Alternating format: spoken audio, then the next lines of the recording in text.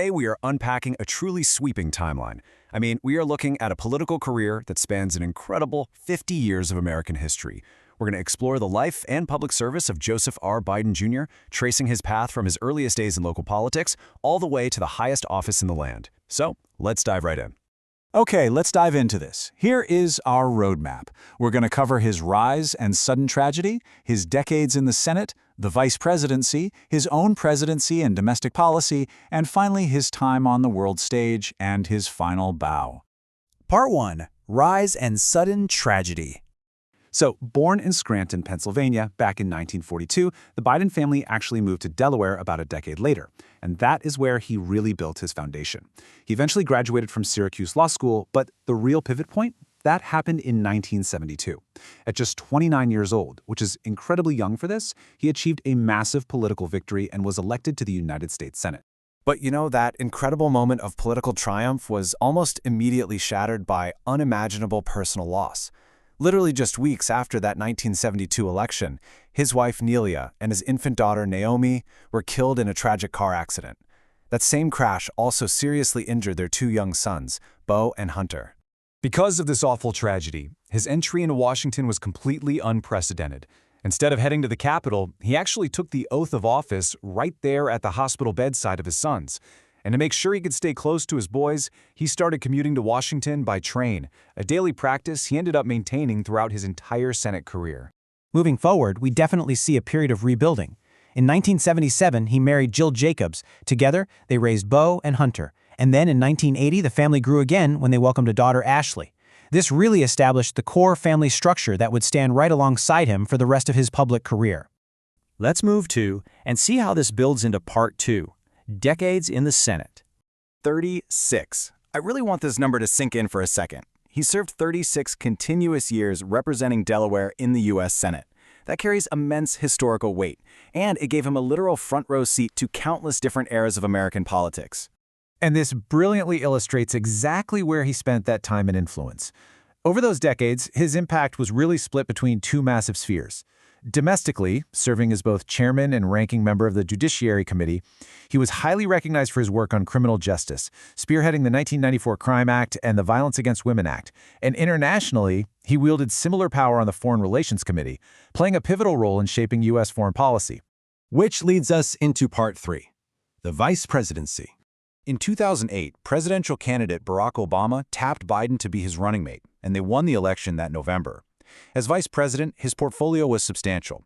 He was tasked with implementing the American Recovery and Reinvestment Act, and, kind of continuing a major theme from his Senate days, he led critical initiatives aimed at reducing violence against women.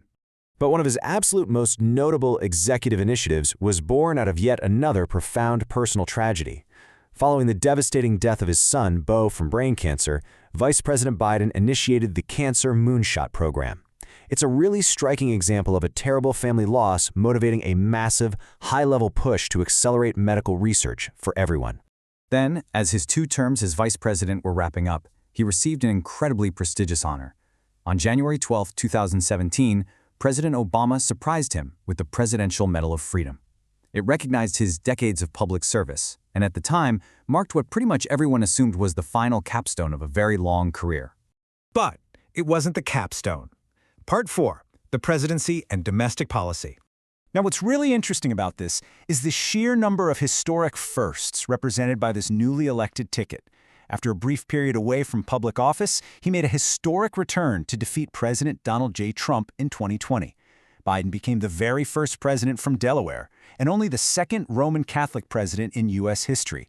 And his running mate, Kamala Harris, made history as the first woman, the first African American, and the first person of South Asian heritage to ever serve as vice president. Once in office, the administration's immediate domestic priorities were vast, to say the least. They tackled the immediate crises right away, expanding COVID-19 relief and working to boost the economy. From there, they pushed sweeping legislation meant to touch everyday American life. That meant securing funding for infrastructure and high-speed internet, investing heavily in clean energy production, expanding access to health insurance, and focusing straight on consumers by lowering prescription drug and insulin costs. Alongside those major economic policies, President Biden achieved another huge historic milestone. He nominated Ketanji Brown Jackson to the United States Supreme Court, making her the first black woman in history to serve on the nation's highest court. Finally, Part 5, World Stage and Final Bow. On the global stage, his foreign policy maneuvers were highly consequential. His administration firmly condemned Russian aggression, and they actively supported Ukrainian resistance. Additionally, he made the major strategic decision to order the withdrawal of U.S. troops from Afghanistan.